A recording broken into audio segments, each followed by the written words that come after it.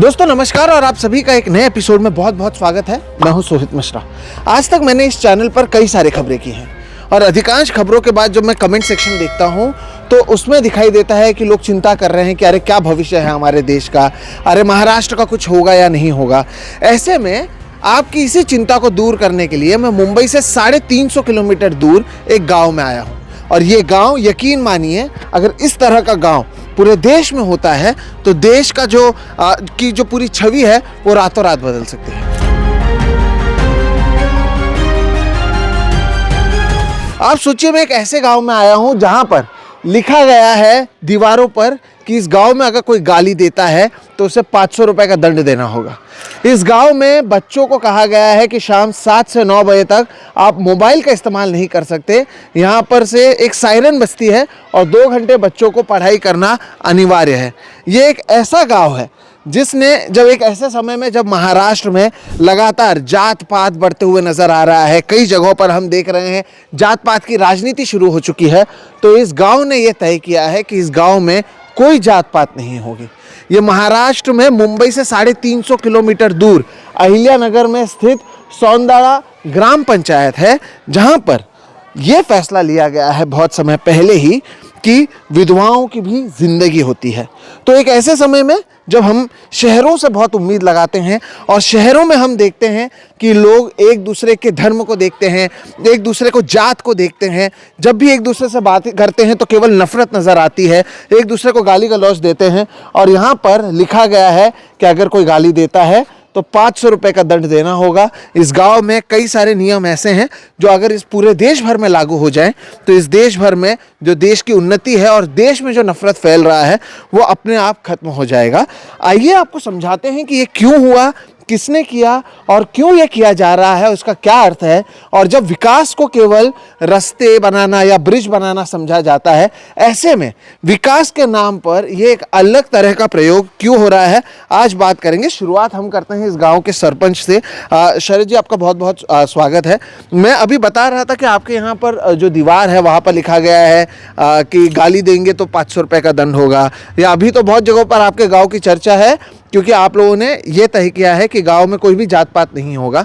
क्या ये पूरा मामला है? एक समय हम देख रहे हैं कि हिंदू मुस्लिम की राजनीति बढ़ रही है, जात जात पे एक दूसरे से लोग लड़ रहे हैं, हम गांव-गांव में देखते हैं लोग एक दूसरे से बात नहीं कर रहे हैं और एक अलग ही गांव यहाँ पर नज़र आता है। ये यकीन नहीं होता कि ऐसे भी गाँव मौजूद हैं।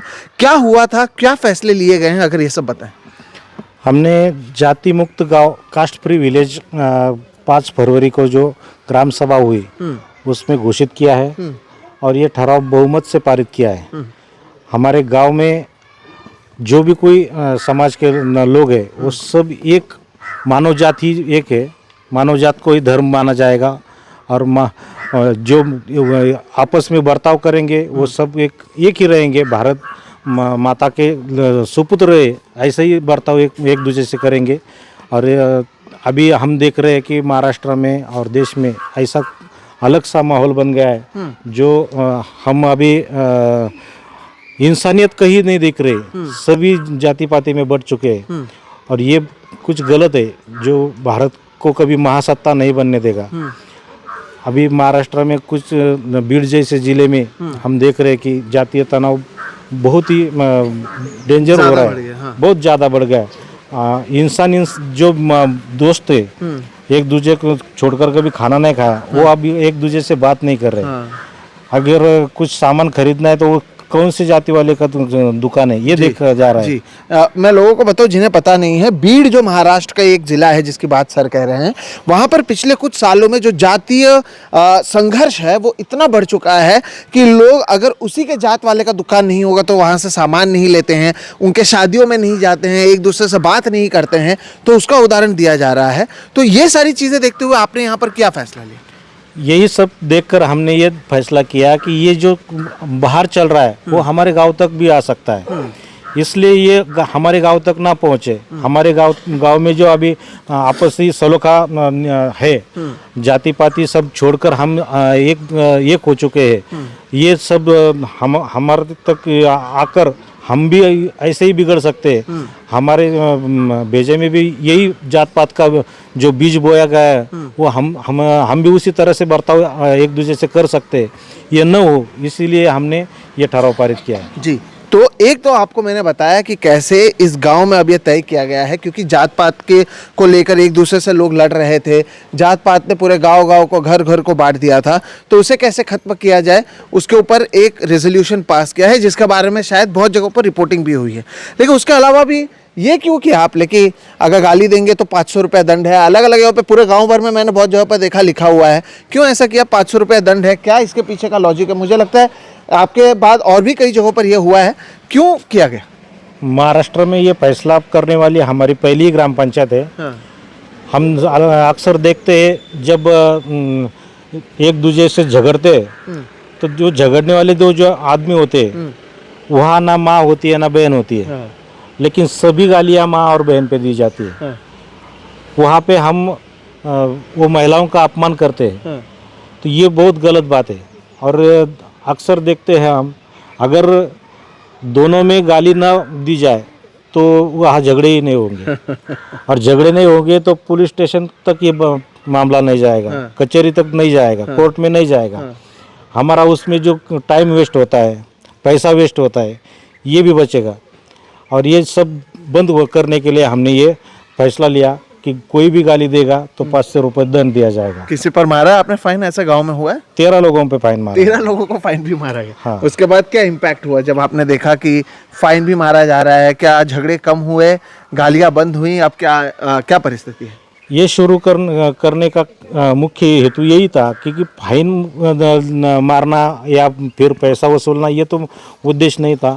लोगों का बर्ताव चेंज होना चाहिए, महिला भगिनों का सम्मान करना चाहिए, यही उद्देश्य था। और गांव में जो झगड़े होते वो खत्म हो जाए, तो ये इसका असर ये हुआ, अभी गांव में झगड़े नहीं होते और गांव में कोई गाली नहीं देता, तो महिलाओं का सम्मान भी होता है। ये बहुत महत्वपूर्ण है। हम और भी लोगों से बात करें, फिर आपके पास सर वापस आएंगे।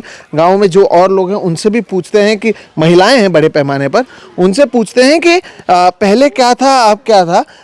मॅडम तुम्ही मराठीत सांगू शकता, मी हिंदीत याचा जे सांगायचं ते बोलणार। कोणी बोलणार? तुम्ही बोलणार? हाँ हाँ बोला। आदि तुमचं नाव सांगा, मैं इनसे मराठी में बात करूंगा और हिंदी में आपको अनुवाद करूंगा। किंवा तुम्ही हिंदी बोलू शकता तर हिंदीत बोला। नाव काय? मंगलश्री बानारगडे। आप यहीं पे रहते हैं? कितने साल से रहते हैं?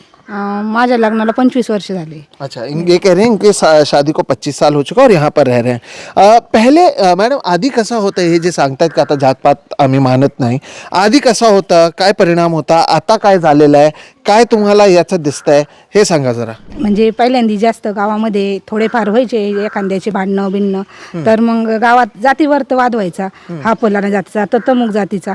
पण आता जातमुक्त झाल्यानंतर कोणीच नाही, सगळ्या महिला शेतावर कामाला येतात, एकत्र बसतात, जेवतात, सगळे आपसात एकामेकाचे विचार सांगतात, बोलतात। काही कार्यक्रम असतात आम्ही त्यांच्या इथं जातो, ते आमच्या इथं येतात। अच्छा, आधी असं नाही व्हायचं? नाही, याच्यानंतर नव्हतं होत। अच्छा, आता सगळं व्यवस्थित होतंय। तो इनका कहना है कि पहले जात पात इतना थी कि लोग एक दूसरे के पास नहीं जाते थे या फिर जात जात में बटे हुए रहते थे, लेकिन जैसे जैसे चीज़ें बदली वैसे वैसे और जैसे ये फैसला लिया गया उसके बाद सभी कार्यक्रमों में लोग एक साथ नज़र आते हैं, एक साथ किसी भी कार्यक्रम में जाते हैं और जात पात की जो भेदभाव पहले हुआ करता था वो नज़र नहीं आता है। आधी मॅडम काय व्हायचं, आता काय होतं, काय फरक झालेला आहे ते पण सांगा। तुम्ही सांगा, आधी कसं व्हायचं, आता काय होतं? आधी अव्वल होता था झगड़ा तंटा, और जात पात में भी थोड़ा ये करते थे, बहस करते थे जात पात पर अच्छा, भी। पहले भी झगड़ा होता था, जात पात हाँ, होती थी? अच्छी बात। और अभी नहीं होता है। नहीं होता है? नहीं होता है। पहले क्या होता था जो अभी नहीं होता है वो समझाओ मुझे। पहले क्या होता था? पहले ये कोई बोलेगा तो मुस्लिम है, मैं हिंदू है, हिंदू मुस्लिम में भी ये था। अच्छा, ओ हाँ, अभी नहीं होता है। अच्छा नहीं होता? नहीं होता है ना, अभी होने वाला भी नहीं। क्यों?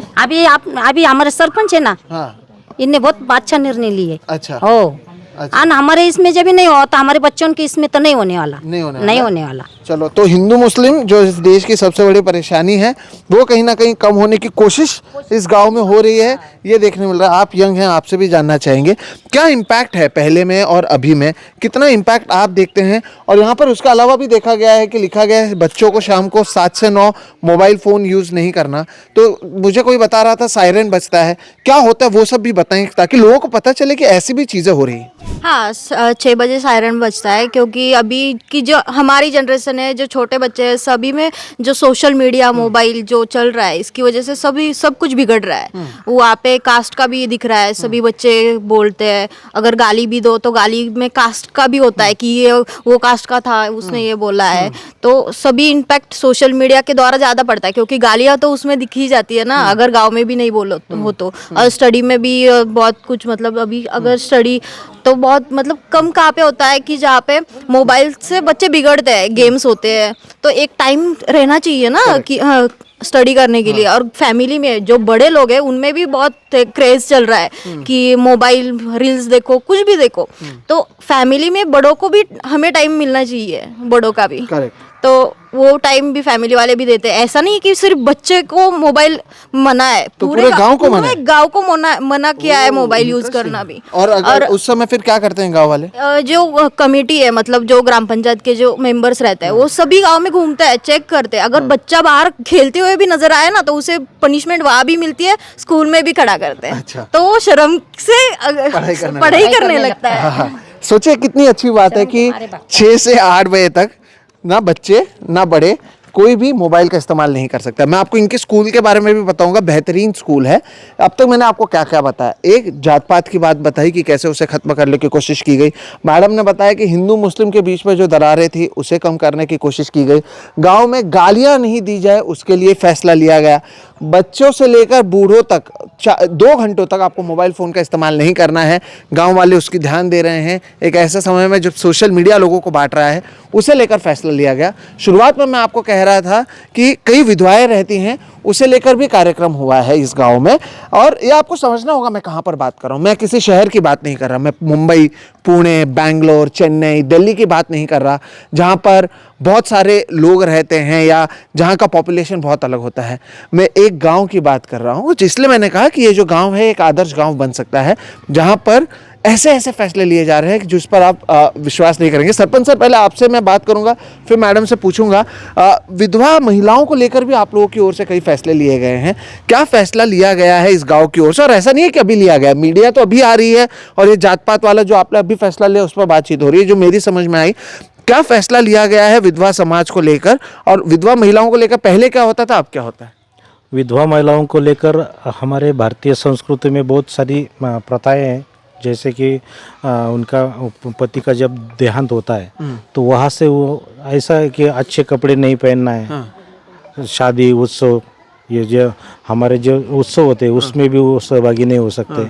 और अगर किसी का बर्थडे तो वहाँ भी वो ऑक्शन नहीं कर सकते। ऐसे बहुत से सारे वो सब हमने उनको ग्राम सभा लेकर परवानगी दी कि आप ये सब कर सकते हैं। और अक्सर देखते हैं कि आप कोई छोटे छोटे बच्चे होते हैं, उनको भी पिता की ज़रूरत पड़ती है, तो हमने विधवा पुनर्विवाह की भी परवानगी दे दी। अच्छा। और ग्राम पंचायत की तरफ से एक विधवा पुनर्विवाह लगाया और उसको 11,000 रुपये अनुदान भी दिया। अच्छा, तो जब से फैसला हुआ है, एक जो विधवा महिला थी उनकी शादी भी वापस कराई गई, 11,000 रुपया भी दिया गया। और तो और जिस तरह से कई कार्यक्रमों में विधवा महिलाओं के आने को लेकर कई सारे सवाल उठते थे, उन्हें नहीं आने दिया जाता था, इस तरह की जो पुरानी परंपराएं थी उसे कहीं ना कहीं खत्म करने की बात यहाँ पर की गई है। अब तक आपने देखा मैंने जो समाज के अलग अलग चीज़ें हैं उस पर बातचीत की है, लेकिन इसके साथ एक और चीज़ जो सबसे महत्वपूर्ण है वो है एजुकेशन, वो है शिक्षा। आप किस लेवल के, किस क्वालिटी का एजुकेशन देते हैं वो। अब आप इन तस्वीरों को देखिए, जब आप देखते हैं कि इतने हाईटेक लेवल की पढ़ाई हो रही है, जहाँ पर इतने बड़े बड़े स्क्रीन का इस्तेमाल किया जा रहा है, छोटे छोटे बच्चे इस स्क्रीन का इस्तेमाल कर रहे हैं, तो आपको लग रहा होगा कि कोई आईबी बोर्ड की ये बात हो रही है या फिर किसी इंटरनेशनल स्कूल की बात हो रही है। लेकिन अगर मैं आपको कहूँ कि ये जो स्कूल है और ये जो आप तस्वीरें देख रहे हैं वो इसी गांव की है, तो क्या आप इसे सच मानेंगे? यकीन मानिए, हम भी जब यहाँ पर आए थे हमें भी नहीं लगा था जब तक हमने हमारी आंखों से नहीं देखा। और ऐसा नहीं है कि हम इनको बोलकर आए थे कि हम आने वाले हैं और इन्होंने लगा दिया। ये यहाँ पर कई समय से शुरू है और उसके बारे में जो प्रोफेसर सर हैं वो भी यहाँ पर मौजूद हैं। मैंने इनको पढ़ाते हुए भी देखा, इनकी तस्वीरें भी आप देख पाएंगे। और ऐसे ऐसे चीज़ें पढ़ा रहे थे, मैं डर गया कि मुझसे ना पूछ लें, मैं जवाब नहीं दे पाता। लेकिन यहाँ के बच्चों स्कॉलरशिप में भी बहुत आगे तक जाते हैं और वो बता भी रहे थे कि कैसे टिप्स है, कैसे ट्रिक्स है जिसका इस्तेमाल करते हैं। आप दोनों से बात करें। सर, पहले आप अपना नाम, तुमचं नाव सांगा. हिंदी जमलं तर हिंदी, नाही तर मराठी. माझं नाव अशोक मारुती पंडित आहे. मी या ठिकाणी गेल्या 2011 पासून काम करत आहे. ठीक है. इनका नाम अशोक जी हैं और ये 2011 से यहाँ पर पढ़ाते हैं. आधी मी तुम्हाला हे विचारायचं होतं, हे जे शाळेत तुम्ही सगळं जसं चेंज केलं आहे, टेक्नॉलॉजी आणलेलं आहे, त्याच्यात काय इम्पॅक्ट झाला आहे आणि असं टेक्नॉलॉजी आजूबाजूला आहे का? याला बघून लोक येतात नाही येतात, शाळेची किती डिमांड आहे याच्यावर तुम्ही लोकांना सांगा. हमारे स्कूल में इंटरैक्टिव बोर्ड है. और इंटरैक्टिव बोर्ड के इंटरैक्टिव बोर्ड होने की वजह से पढ़ाना बहुत आसान हो सकता है. हम जो पढ़ाते हैं खड़ू के माध्यम से और ब्लैक बोर्ड पर वो दिक्कत आती है कई बार, लेकिन इंटरैक्टिव बोर्ड से बड़ी आसानी से हम पढ़ा सकते हैं. पीडीएफ होती है, पीडीएफ पर हम कोई सवाल हो तो कर सकते हैं. और हमारे स्कूल का अच्छा रेपुटेशन है. हमारे स्कूल में पिछले साल 9 बच्चों का नवोदय में सिलेक्शन हुआ है. अच्छा. और 20 बच्चे हमारे स्कॉलरशिप में पात्र हुए हैं. अच्छा. इसकी वजह से हमारे स्कूल में नेवासे से 25 किलोमीटर दूर से यहाँ बच्चे पढ़ने आते हैं. यहाँ पर इस एक सरकारी स्कूल में आप कह रहे हैं 25 किलोमीटर दूर से 25 किलोमीटर दूर से यहाँ बच्चे पढ़ने के लिए आते हैं. इतना ही नहीं, हमारे स्कूल में अब स्कूल छूटने के बाद आप देखते हैं तो आजू बाजू के सब गांव के बच्चे इधर आते हैं. यहाँ स्कूल के खाली 93 बच्चे और 100 बच्चे आसपास के गांव में से यहाँ पढ़ने के लिए आते हैं. अच्छा. गांधी जी का सपना था गांव चलो. इस स्कूल की माध्यम से आप देख सकते हैं कि हमारा गांधी जी का सपना पूरा करने का काम ये स्कूल कर रहे हैं. बिल्कुल.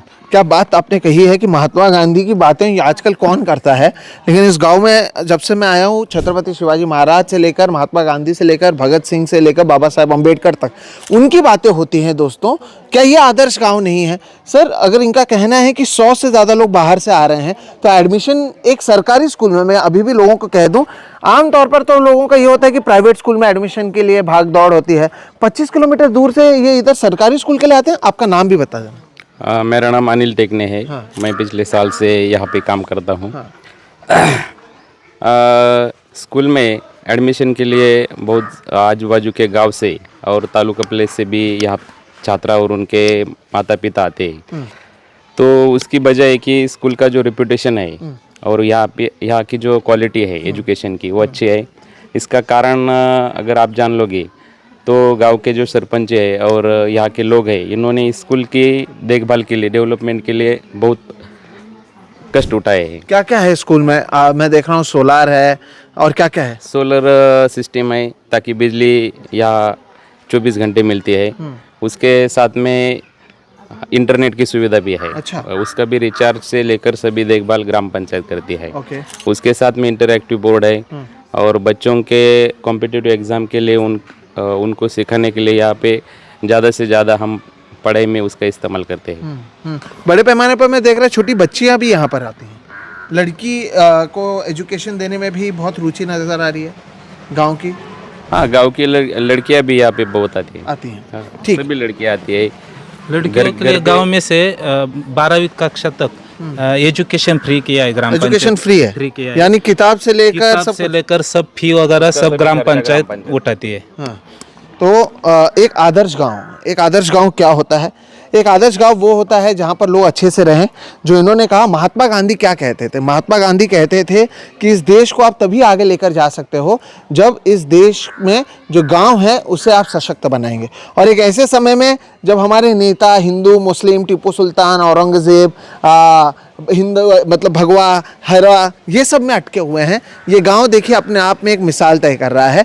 जहाँ के जिला परिषद के प्राथमिक शाला में, प्राथमिक स्कूल में पढ़ाई के लिए 25 किलोमीटर से अगर लोग आ रहे हैं और वो प्राइवेट में खर्च नहीं कर रहे हैं, यहाँ आने को तैयार हैं, तो ये कुछ तो कहलाता है इस गांव के बारे में. आपसे जानना चाहेंगे सर, हमने कई सारे बातें की हैं. जात पात पहले था, अभी नहीं है, कि पहले से नहीं था और आसान हो गया कि आप कह देना कि जात पात नाही है? आधी होता नव्हता, आता नाही आहे, काय झालं?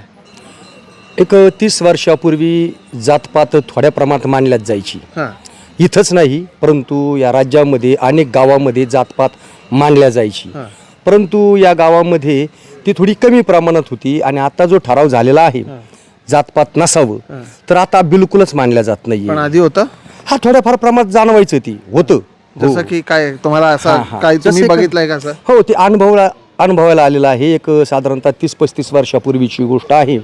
जसं की डॉक्टर बाबासाहेब आंबेडकरांनी पिण्याच्या पाण्यासाठी महाड या ठिकाणी 99 वर्षापूर्वी म्हणजे 1927 साली जो सत्याग्रह केला, फक्त पिण्याच्या पाण्यासाठी केला आणि त्याच्या मागचा उद्देश पिण्याच्या पाण्याचं नव्हतं तर आम्हाला माणूस म्हणून जगू द्या हा उद्देश होता. आणि तो सत्याग्रह झाला त्यावेळेला सुद्धा बाबासाहेबांना तिथे दगडमार झाली, त्यांना मारल्या गेलं नाही का, ते जखमी झाले आणि इतकंच काय तर त्यांच्यावर गुन्हा देखील दाखल केला. मग त्याच वेळेला खऱ्या अर्थाने स्वातंत्र्य पाहिजे होतं, त्याच टायमाला जातपात नष्ट व्हायला पाहिजे होती. परंतु त्याची झळ मला जवळजवळ 30 वर्षापूर्वी सुद्धा म्हणजे या ठिकाणी अनुभवायला आली. इथंच नाही तर अनेक गावामधून तुम्हाला स्वतःला पण अनुभव आलेला काय या झालेला? गोष्टींचा. ह्या गावातूनच काय पण इतर गावातूनही पण अशा गोष्टी घडल्या. समजा मी लहान असायचो तर एका गावामध्ये आम्ही गेलो होतो, आमचे वडील आम्ही त्यावेळेला आम्हाला चहा पिण्यासाठी कप बशी दिली. तर त्यावेळेला कप बशीतून आमचे वडील चहा पिल्याच्या नंतर त्यांनी स्वतः ती कप बशी धुतली आणि मला सांगितलं, बाबा तू पण कप बशी धु. मी म्हटलं का, बाया माणसं नाहीत का इथं? परंतु त्यांनी सांगितलं तसं बोलू नको, ग बस आपल्याला धुवावं लागते. आणि मग मी नाकार केलं. तीच कप बशी माझ्या वडिलांनी सुद्धा धुतली. एक साधारणतः ही गोष्ट 35 वर्षापूर्वीची आहे. म्हणजे ह्या गोष्टी आम्हाला असं आसपास इकडे तिकडे ह्या जाणवलेल्या आहेत. हां, आणि जेव्हा लग्न वगैरे काही असेल तर त्या वेळेला पण ह्या गोष्टी आम्हाला कटाक्षाने जाणवल्या गेलेल्या आहेत. लग्नात काय व्हायचं? म्हणजे सामुदायिक समारंभ जो असायचा त्यावेळेला अनेक वेळा समजा लग्न लागल्याच्या नंतर जेवण केलं जातं सर्वांचं नाही का. परंतु त्यावेळेला एक 30-35 वर्षापूर्वीची गोष्ट आम्ही अशी अनुभवली का एक SC समाजाला नंतर जेवायला बोलावल्या जायचं. ज्या वेळेला लग्न वाटं लागायचं, वराड वाटं लागायचं आणि त्याच्यानंतर मग यांना जेवण भेटायचं, परंतु त्या पंक्तीत नाही. आता मला आधी त्यांना हिंदीत सांगू द्या, मग आपण पुढे बोलूया. बहुत महत्वपूर्ण बात यहाँ पर हुई है. तुमचं नाव सांगा सर. माझं नाव संजय जगन्नाथ गोरी. हाँ, संजय जी से जब मैंने अभी बात की तो मैंने उनसे पूछा कि क्या वाकई जात पात खत्म हुआ है और क्या पहले जात पात था, या फिर ये तो आसानी से कि अगर आपके गांव में जात पात नहीं है तो आप कह सकते हैं कि नहीं अब हमने पूरे गांव से जात हटा दी. तो उनका कहना है कि जात पात था. उन्होंने बाबा साहब अम्बेडकर का भी नाम लिया और बताया कि जब 1927 में बाबा साहब अम्बेडकर ने पानी का सत्याग्रह किया था, उन्होंने केवल पानी के लिए सत्याग्रह नहीं किया था. उनकी ये जो पूरी लड़ाई थी वो ये थी कि आप हम सभी को इंसान की तरह देखें और हम सभी एक लेवल पर हैं, ये आप समझें. लेकिन उन्होंने कहा ये तभी हो जाना चाहिए था, लेकिन तब हुआ नहीं. ये 30 साल पहले की खुद की बात कह रहे हैं और इन्होंने 2 घटनाएं बताई. एक बताया कि जब ये अपने पिताजी के साथ कहीं पर चाय पीने गए थे, बहुत लोगों को चाय जब दिया गया तो इनके पिताजी ने खुद ही अपना चाय पीने का कप धोया. इन्हें भी कहा कि अरे कप धोना पड़ेगा. इन्होंने कहा अरे बाकी तो नहीं धो रहे, हम क्यों धोए हमारा कप, लेकिन बोला ये धोना पड़ेगा. और जब इन्होंने नहीं धोया तो इनके पिताजी ने इनके कप को धोया. और जब शादियाँ होती थी आसपास के गाँव में तो जब बाकी लोग खा लेते थे तब इन्हें बुलाया जाता था. इस तरह की परिस्थिती थी. पण आता काय आहे, आता काय अनुभव, काय वेगळा अनुभव तुम्ही बघताय? आताचा जो अनुभव आहे आमच्या गावामध्ये आता सर्वच लोक चांगले आहेत. जातीपातीचा काही विषयच होत नाही आहे. सर्व जे सवर्ण असतील किंवा अनुसूचित जातीचे असतील असा भेद जाणवतच नाही, कारण सर्वजण एकमेकाच्या घरीदारी येणं जाणं असतं, एकत्र जेवण असतं. लग्नात सुद्धा मान सन्मान असतो, लग्नात मान सन्मान असतो आणि जेवण पण असतं, घरीदारी पण मान सन्मान असतो, जेवण असतं, उत्साह असतील, कार्यक्रम असतील, त्यामध्ये देखील जातपात म्हणून पाहिलेच जात नाहीये या गावामध्ये आता. हो, मला हे पण सांगू द्या. मैंने इनसे पूछा अब क्या अर्थ या अब क्या अलग हो रहा है, तो उनकी ओर से कहा गया अब चीज़ें बदली हैं. अब हर कोई एक साथ एक मेज पर बैठता है. अगर शादियों में कोई जाता है तो मान सम्मान हर किसी को बराबर का मिलता है. ये इसलिए मैंने कहा कि एक आदर्श गांव है जो यहाँ पर हो रहा है वो और भी जगहों पर होने की ज़रूरत है, क्योंकि अगर ऐसी गांव इस देश के अलग अलग जगहों पर हो जाए तो उसका कितना बड़ा इम्पैक्ट होगा. आप देखिए, इन्होंने अपने जिला परिषद के स्कूलों को मजबूत किया है. इनके गांव में नियम बनाया गया है कि आप 2 घंटों तक सोशल मीडिया से दूर रहेंगे, मोबाइल से दूर रहेंगे, बच्चे पढ़ाई करेंगे. इनके यहाँ पर विधवा महिलाओं को फिर से शादी हो सके इसके लिए यहाँ के सरपंच मदद करते हैं. और तो और गांव में महिलाओं को लेकर भी कई सारे कार्यक्रम यहाँ पर किए जा रहे हैं. यहाँ पर गाली दिए जाए, और क्योंकि इन्होंने कहा कि 2 पुरुष लड़ते हैं और गालियाँ जो है माँ और बहन के ऊपर दिए जाती है, जिसकी वजह से झगड़ा होता है, फिर पुलिस केस होता है, कोर्ट केस होता है, लोगों में कड़वाहट बढ़ती है. उसे ख़त्म करने के लिए गाँव ने एक सिंपल सा 500 रुपये दंड रखा.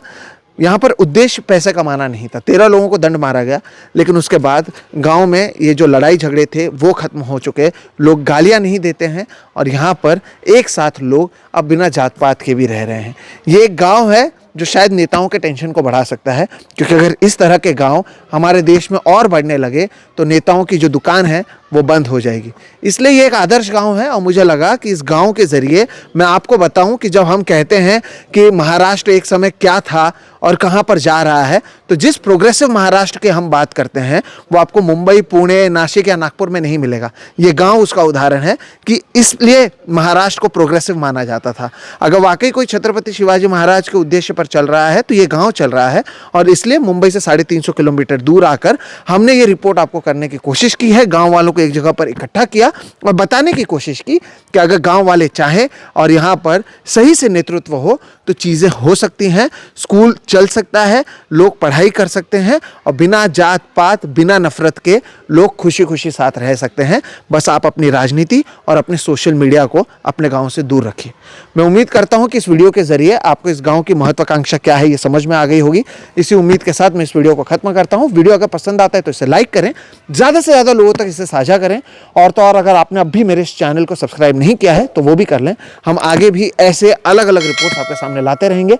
मेरा नाम है सोहित मिश्रा, आप देख रहे हैं सोहित मिश्रा ऑफिशियल। फिलहाल इतना ही, नमस्कार।